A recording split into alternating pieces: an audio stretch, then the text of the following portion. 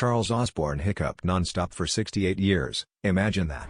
Starting in 1922 and only ending in 1990, this bizarre condition baffled doctors and left Charles in a perpetual state of hiccuping, with up to 40 times a minute at its peak. Despite numerous attempts to cure him, from hormone therapy to alternative remedies, nothing worked. He even hiccuped through his wedding and the birth of his children.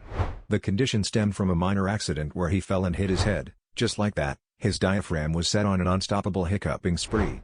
Charles became a medical curiosity, but he lived a relatively normal life, farming and raising a family. Just imagine living with an involuntary reflex for almost 7 decades. Charles Osborne did, and it's a record that still stands today.